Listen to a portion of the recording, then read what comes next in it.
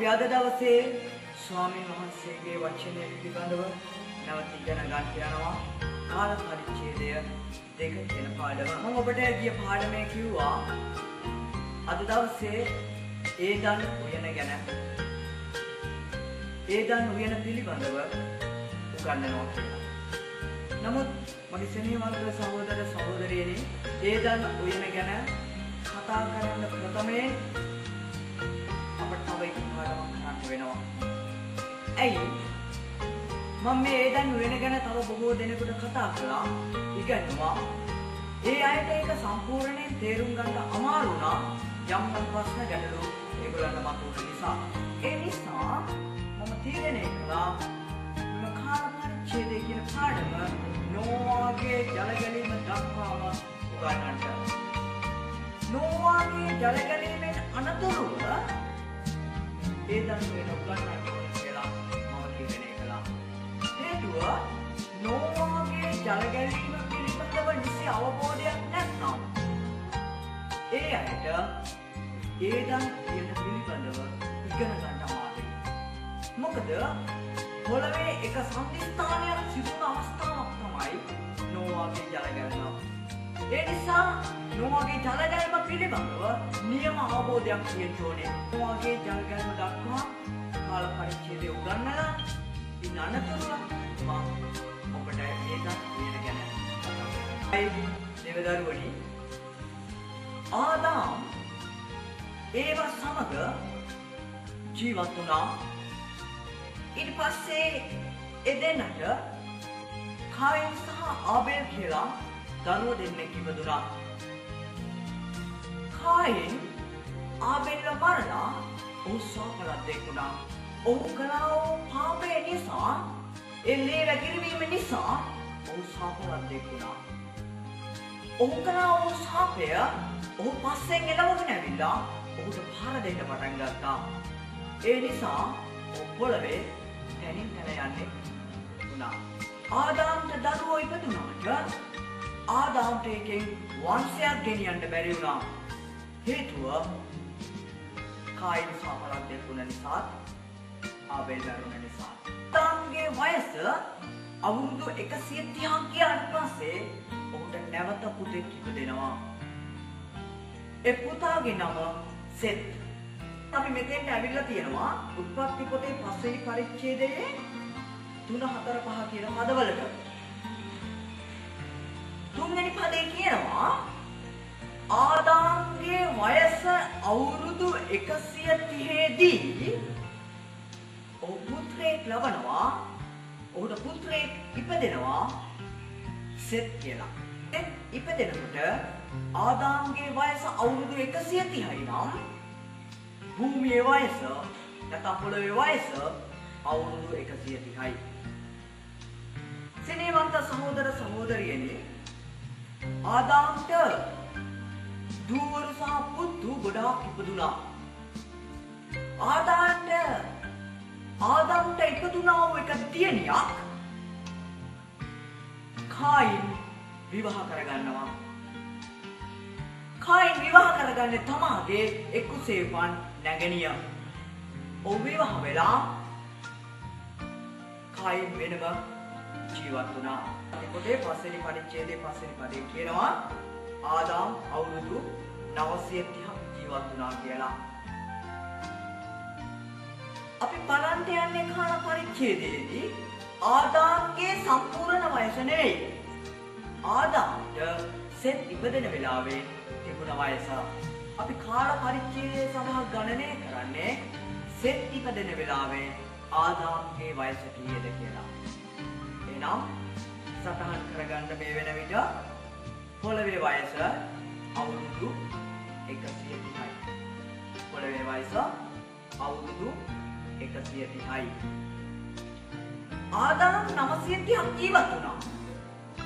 නමුත් අපි මේ 930 ගණනය කරන්නේ නැහැ මෙතනදී. මොකද ඔහුගේ 930 අපි ගණනය කරුවොත් එතනින් එහාට අපි පැටලෙනවා.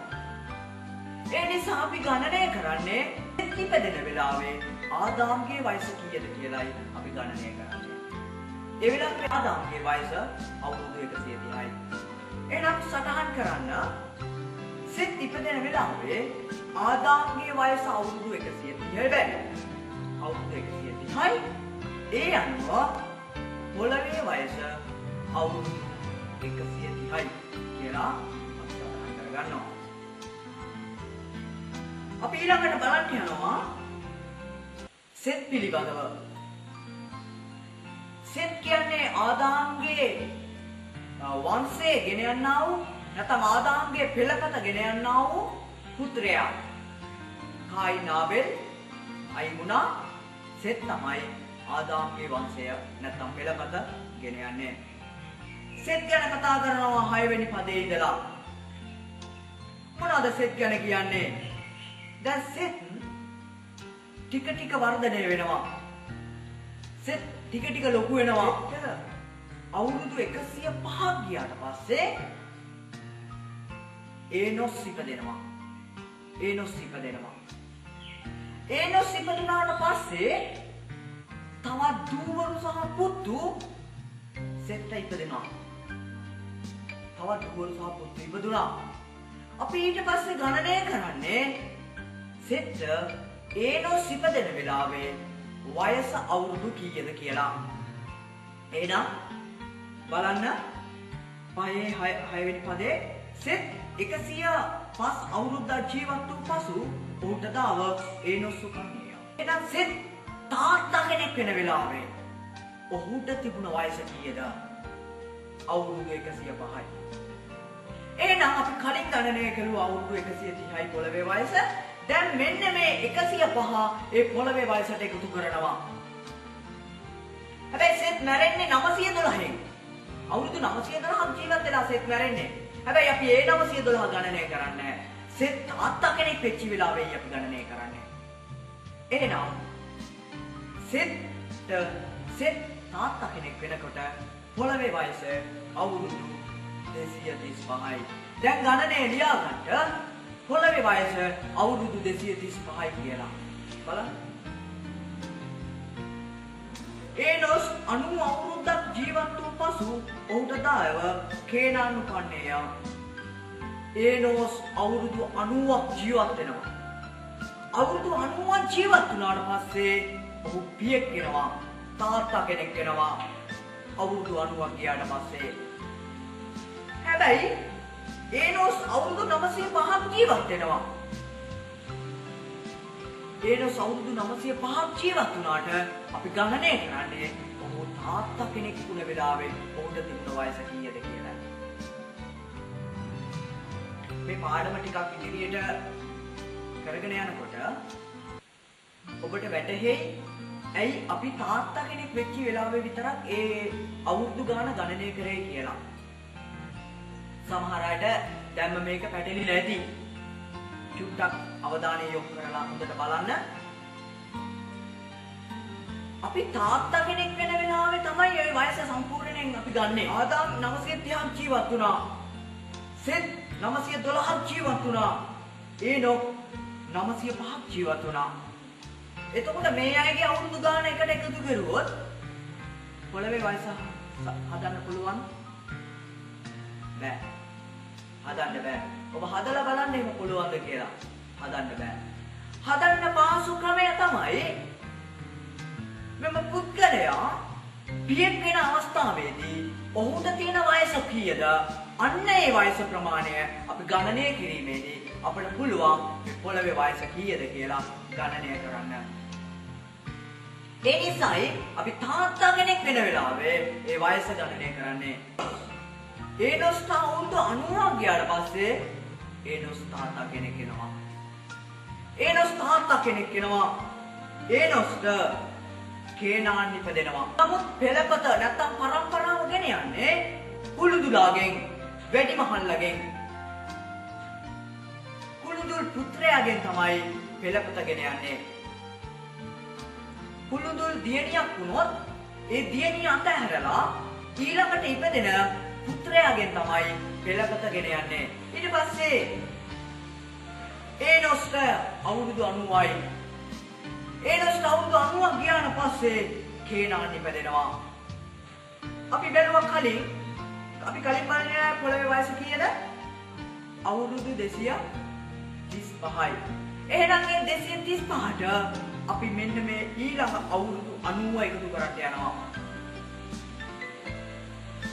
ඒනොස් තාත්තා කෙනෙක් වෙන්නේ අවුරුදු 90 දී. එහෙනම් ඒ 235ට ඒ අවුරුදු 90 අපි එකතු කරනවා. එවිට එනවා 325. පොළවේ වයස අවුරුදු 325යි කියලා සඳහන් කරගන්න. දැන් පොළවේ වයස අවුරුදු 325යි. ඒනොස් තාත්තා කෙනෙක් වෙන වෙලාවේ. හැබැයි ඔහු අවුරුදු 905ක් ජීවත් වුණා. ඔහුට තවත් දුවරු සහ පුත්‍රයෝ ඉපදුණා. ඊට පස්සේ අපි බලන්න යනවා කේනාන් පිළිබඳව. 5 වෙනි පරිච්ඡේදයේ 12 වෙනි පදේ බලන්න මොනවද කියන්නේ කියලා. කේනාන් 70 අවුරුද්දක් ජීවත් වූ පසු ඔහුට දහව මහලෙල් උපන්නේය. කේනාන්ට අවුරුදු 70ක් ගියාට පස්සේ ඔහු තාත්තා කෙනෙක් වෙනවා. කේනාන්ට අවුරුදු 70ක් ගියාට පස්සේ තාත්තා කෙනෙක් වෙන්නේ. 14 වෙනි පදේ කියනවා කේනාන් අවුරුදු 910ක් ජීවත් වුණා කියලා. ඔහුට තව පුත්‍රයෝ සහ දුවරු තව ගොඩක් ඉපදුණා.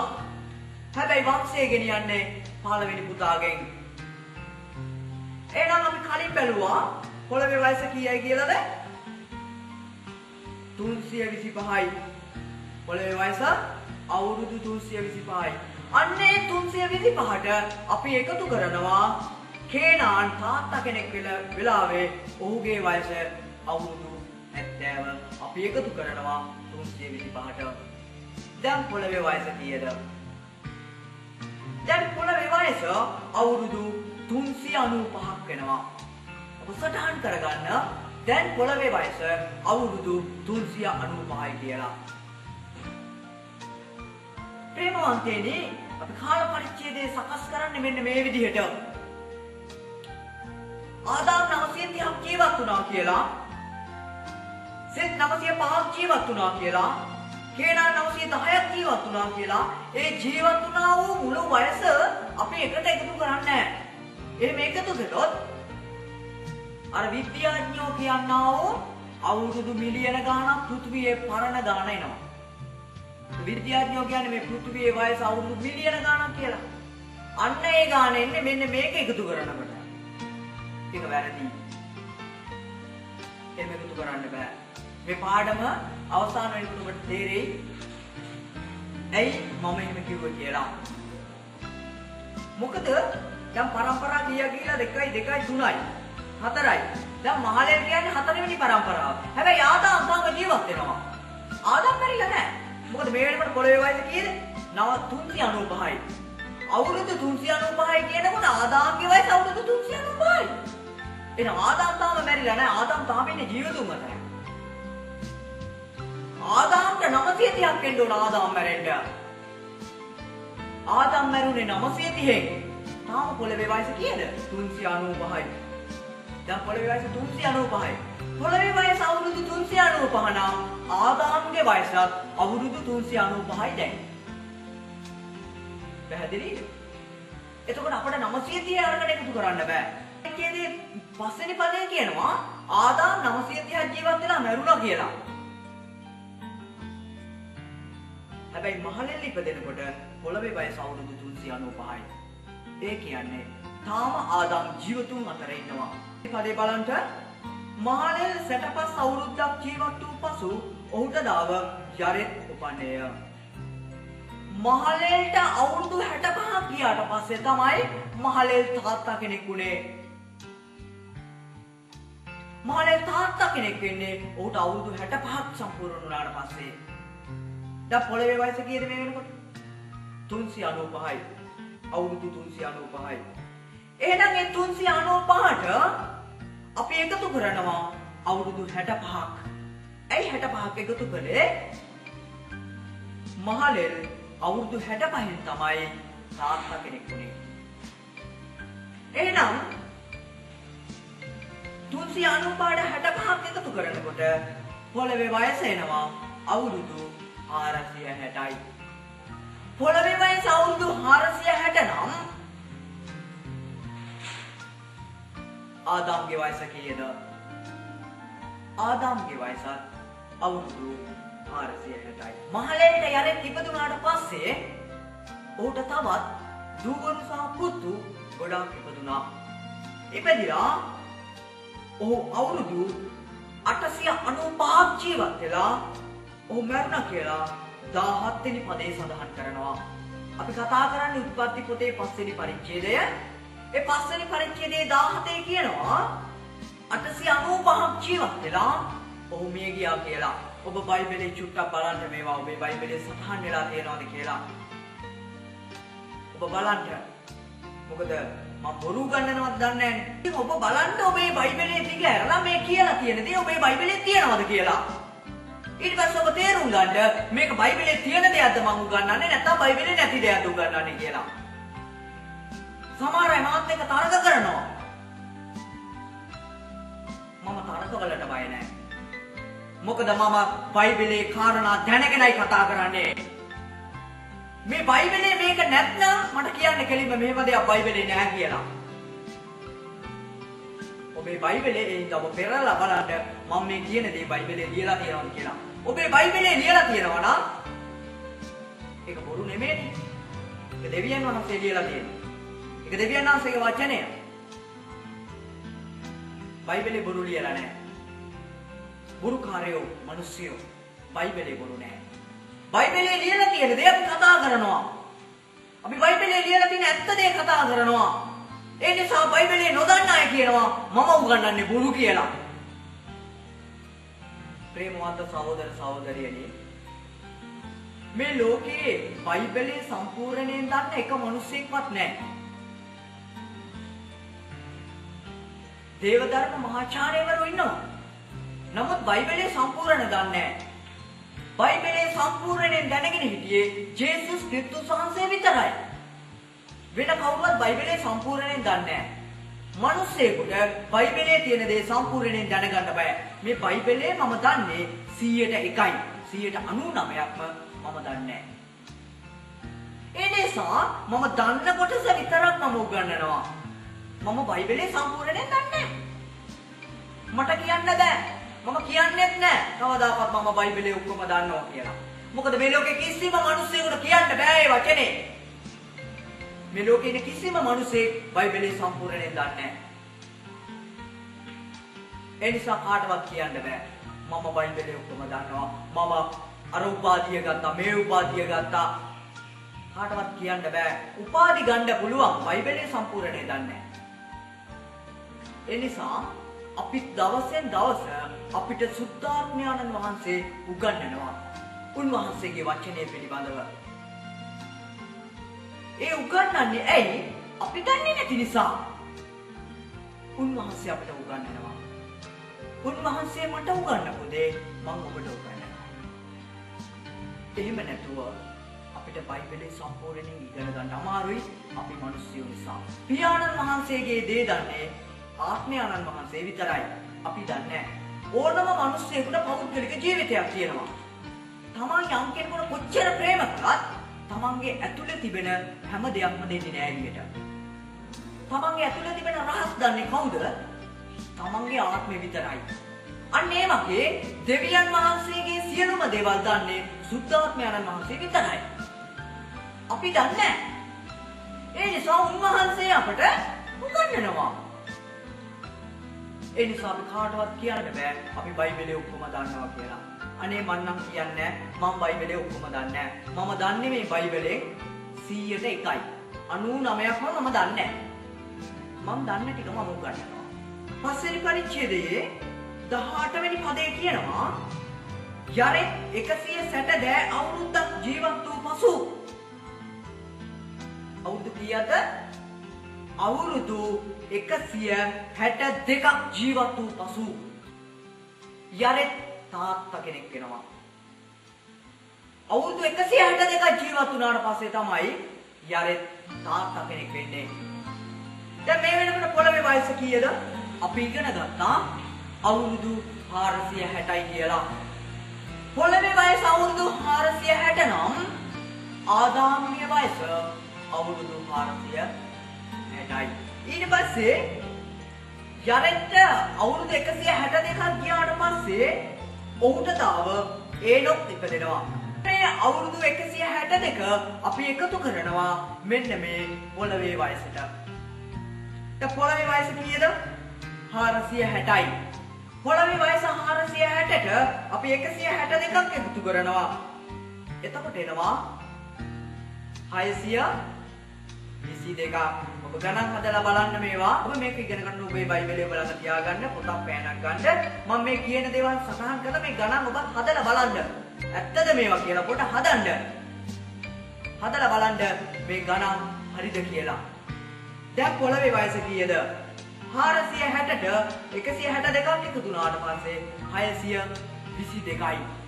දැන් පොළවේ වයස අවුරුදු 622යි.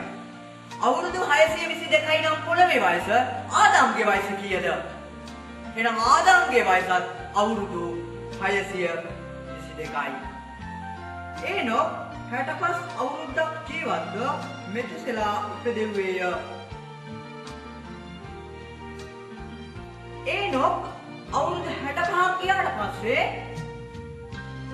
ඔහුට දාව පුතෙක් ඉපදෙනවා. ඒ තමයි මෙතුසෙලා. මෙතුසෙලා ඉපදුනාට පස්සේ ඒනොක්ට තවත් දුවරු සහ පුත්‍රයෝ ඉපදුනා. ඒනොක්ට අවුරුදු 365ක් ගියාට පස්සේ ඔහු දෙවියන් වහන්සේ ගත්තා කියලා 23 වෙනි පදේ ලියලා තියෙනවා. බලන්න 23 මොනවද කියන්නේ? ඒනොක්ගේ සියලු දවස් 365 අවුරුද්දක්ය. තවද ඒනොක් දෙවියන් වහන්සේ සමග හැසුරුනේය. දෙවියන් වහන්සේ ඔහු ගත් බැවින් ඔහු තවත් නොදක්නා ලද්දේය. දෙවියන් වහන්සේ සමග ඒනොක් හරිව ජීවත් වුණා. දෙවියන් වහන්සේගේ කැමැත්ත අනුව ඒනොක් ජීවත් වුණා. ඒ නිසා ඒනොක් දෙවියන් වහන්සේ ගත්තා. හේබ්‍රෙව් පොතේ 11 වෙනි පරිච්ඡේදයේ 5 වෙනි පදේ කියනවා ඒනොක් මරණය දැක්කේ නැහැ කියලා. ඒනොක් මේ පොළවේ මැරුණේ නැහැ කියලා හේබ්‍රෙව් 11 වෙනි පරිච්ඡේදයේ 5 වෙනි පදේ සඳහන් කරනවා. ඒනොක් ස්වාමීන් වහන්සේ සමග හැසිරුණා. ස්වාමීන් වහන්සේගේ කැමැත්ත කළා. ඒ නිසා උන්වහන්සේ ඒනොක්ව ගත්තා.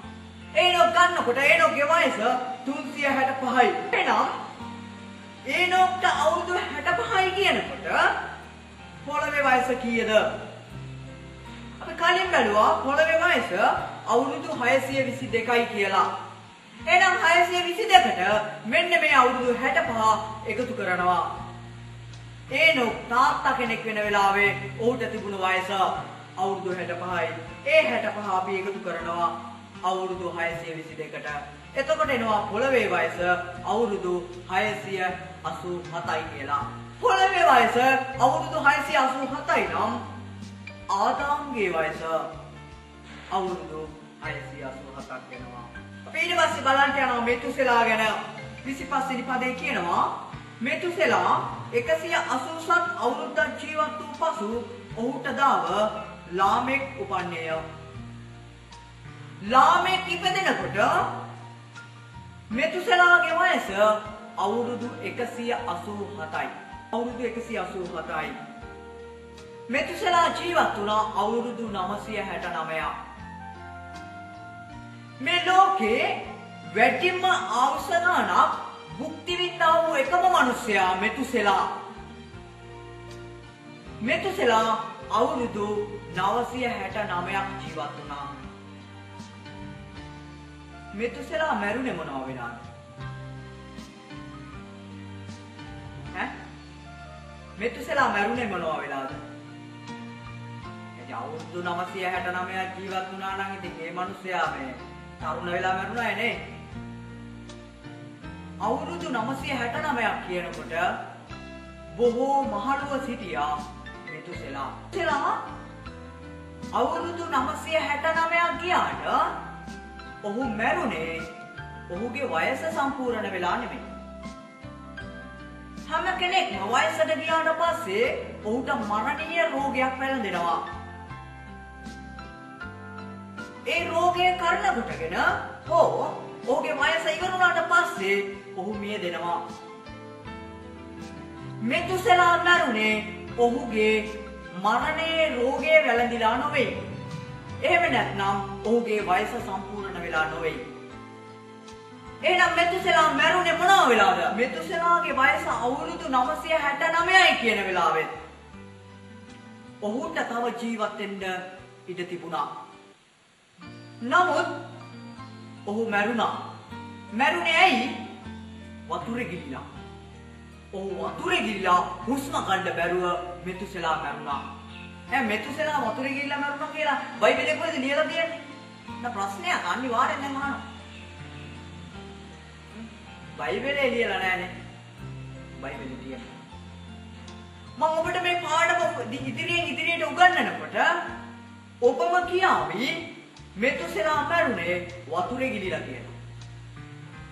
මම නෙමෙයි ඔබම කියාවි. ඒක ඔබ ඉගෙන ගන්න යනවා මේ බයිබල් අධ්‍යයනය තුළින්. මෙතුසෙලා මැරුණේ වයස සම්පූර්ණ වෙලා නොවේ වතුරේ ගිලිලා. අපි ඒක මේ පාඩමේ බලාගෙන යනකොට ඒක අපිට දැනගන්න පුළුවන්. එක දෙනකොට පොළවේ වයස අවුරුදු 687යි. දැන් මෙතුසෙලාගේ වයස අවුරුදු 187ක් වෙනවා. මෙතුසෙලා තාත්තා කෙනෙක් කෙනකොට මෙතුසෙලාගේ වයස අවුරුදු 187යි. එහෙනම් අන්න ඒ අවුරුදු 187 අපි පොළවේ වයස වන අවුරුදු 687ට එකතු කරනවා. 687ට 187ක් එකතු වුණාම 874යි. දැන් පොළවේ වයස අවුරුදු 874 නම් ආදාම්ගේ වයස කීයද? ආදාම්ගේ වයසත් 874යි. ආදාම්ගේ වයස 874 නම් ආදාම්ගේ පුතාගේ වයස කීයද? ඒ ආදාම්ගේ පුතාගේ වයස කීයද කියලා හොයන්න නම් මේ කියන පොළවේ වයසෙන් අවුරුදු 130ක් අඩු කරන්න ඕනේ. එතකොට එනවා ආදාම්ගේ පුතා වන සෙත්ගේ වයස. හදලා බලන්න. මේ ඔක්කොගේම වයස වෙනකොට කීයද කියලා හොයන්න පුළුවන්. ගණනය කරන්න ඔබ උත්සාහ කරන්න. පොතයි පෑනයි අරන් ලියන්න හදන්න. ඔබට ගණන් හදලා කියන්න පුළුවන්. තව කෙනෙකුගෙන් ඉගෙන ගන්න ඕනේ නැහැ. ඔබ මේ පාඩම අධ්‍යයනය කරාට පස්සේ ඔබටම ගණනය කරන්න පුළුවන්. ඔබ ගණනය කරන්න. මම කැමතියි ඔබ ගණනය කරනවා. ඊට පස්සේ අපි බලන්න යනවා. මෙතුසෙලා අවුරුදු 969ක් ජීවත් වුණා කියලා 27 වෙනි පදේ සඳහන් කරනවා. ඔහුට දාව දුවරු සහ පුත්‍රයෝ ගොඩක් ඉපදුනා. මෙතුසෙලා මැරුණේ වතුරේ ගිලිලා කියලා අපි ඉදිරියේදී ඉගෙන ගන්න යනවා. එහෙනම් මෙතුසෙලාට ඉපදුනා වූ පුතා ලාමෙක්. දැන් ලාමෙක් ටිකෙන් ටික වර්ධනය වෙනවා. බලමු. 28 වෙනි පදේ ලාමෙක් 180 අවුරුද්දක් ජීවත් වූ පසු ඔහුට දාව පුත්‍රයෙක් උපන්නේය. මේ වෙලාවේ පොළවේ වයස කීයද? අවුරුදු 874යි. පොළවේ වයස අවුරුදු 874යි. ඊට පස්සේ ලාමෙක් අවුරුදු 182ක් ජීවත් වුණා. ලාමෙක් අවුරුදු 182ක් ජීවත් වුණාට පස්සේ ඔහු තාත්තා කෙනෙක් වෙනවා. දැන් පොළවේ වයස කීයද? 874යි. එහෙනම් 874ට අපි එකතු කරනවා මෙන්න මේ 182. එතකොට එනවා පොළවේ වයස 1056යි කියලා. පොළවේ වයස 1056ක් වෙනකොට ආදාම් මැරිලා. එහෙනම් ආදාම් මැරිලා වෙන එක. දැන් ආදාම් මැරෙනකොට පොළවේ වයස කීයද? පොළවේ වයස 930යි. අපි කලින් බැලුවේ පොළවේ වයස 874යි කියලා. එතකොට ආදාම් බොහෝ මහලුව සිටියා. ලාමෙක් ඉපදිලා අවුරුදු 56ක් ගත වෙන විට. ඒ කියන්නේ ලාමෙක්ට අවුරුදු 56ක් වෙනකොට තමයි ආදාම් මැරෙන්නේ. ආදාම් මැරෙනවා. ලාමෙක්ට අවුරුදු 56ක් වෙනවා. ලාමෙක්ට අවුරුදු 56යි කියනකොට ආදාම්ගේ වයස අවුරුදු 930 සම්පූර්ණ වෙනවා. ගන්න ඒ වෙලාවේ තමයි ආදාම් මැරෙන්නේ. ආදාම් මැරෙනකොට ලාමෙක්ට අවුරුදු 56යි. පරම්පරා 8ක් ගිහිල්ලා තියෙනවා ආදාම්ම මැරෙන්න. පරම්පරා 8කට පස්සේ ආදාම් මැරෙනවා. ලාමෙක් තාත්තා කෙනෙක් වෙනවා අවුරුදු 182 දී. එතකොට අවුරුදු 1056යි. ලාමෙක්ගේ පුතා නෝවා ඉපදෙන වෙලාවේ මේ පොළවේ වයස අවුරුදු 1056යි. අවුරුදු 1056යි පොළවේ වයස. පෘථුවියේ වයස, භූමියේ වයස අවුරුදු 1056යි. මම හිතනවා ඔබට මම මේ කතා කරන්නේ මේ ගණිත ක්‍රමය ඉතා පැහැදිලි කියලා. ඔබට මේක පැහැදිලි නැත්නම් ඔබ ආපහු බලන්න. ඔබට මේක වැදගත්. පියවරුන්ගේ හැම කෙනෙක්ම තාත්තා කෙනෙක් වෙන අවස්ථාවේදී ඔහුගේ වයස පිළිවෙලින් එකට එකතු කරනකොට මේ භූමියේ වයස අපිට එකතු කරගන්න පුළුවන්. ඔබ එකතු කරලා බලන්න ඔබ වෙනම. ඔබත් එකතු කරලා බලන්න මේ විදිහට එනවද කියලා. 32 වෙනි පදේ කියනවා නෝවාට අවුරුදු 500ක් වයස් වූ කල. නෝවාට අවුරුදු 500ක් වයස් වූ කල ඔහුට දාව සෙම් හාම් යපෙක් ඉපදුනා කියලා. හැබැයි මෙතන සඳහන් කරලා නැහැ ඒ දරුවෝ තුන්දෙනාම එකවර ඉපදුනා කියලා සඳහන් කරලත් නැහැ.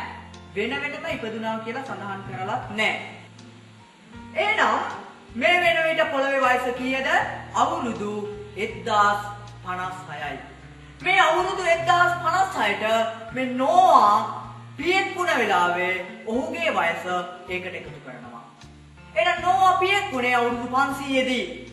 එහෙනම් අන්නේ අවුරුදු 500 අපි එකතු කරන්න යනවා අවුරුදු 1056ට. දැන් පොළවේ වයස කීයද? අවුරුදු 1556යි. දැන් පොළවේ වයස අවුරුදු 1556යි. හොඳයි අපි බොහෝ කාරණා ඉගෙන ගත්තා. මම හිතනවා ඔබට බොහෝ පැහැදිලි වෙන්න ඇති කියලා. ඔබට පැහැදිලි වුණේ නැත්නම් ඔබ නැවතත් මේක බලන්න. ඔබත් මේක ගණන් හදලා බලන්න මේ ගණන් ඔබට එනවද කියලා. මේ අනුව අපි පෘථුවියේ වයස කොච්චරද කියලා අපි ගණනය කරන්න යනවා. ඊට පස්සේ පෘථුවිය අවසාන වෙන්නේ කවද්ද කියලා මේ බයිබලයේ සඳහන් කරලා තිබෙනවා. මේ වෙනකම් පොළවේ ගණනය මේ විදිහටම සඳහන් කරලා තියෙනවා.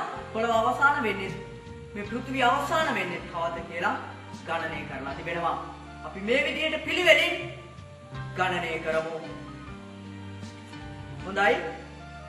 අපි ඊළඟ පාඩමේදී අපි නෝවා ගැන ඉගෙන ගන්න යනවා. නෝවා ගැන ගොඩාක් කාරණා ඉගෙන ගන්න තියෙනවා. අපි නෝවා ගැන ඉගෙනගෙන ඉන් අනතුරුව අපි ඒදන් වෙන ගැන ඉගෙන ගන්න යනවා. මම විශ්වාස කරනවා මම උගන්වපු කාරණා ඔබට තේරෙන්නේ නැති, ඔබට මේ දේවල් වැටහෙන්නේ නැති කියලා. ස්වාමීන් වහන්සේ සියලු දෙනාම ආශිර්වාද කරන සේක්වා.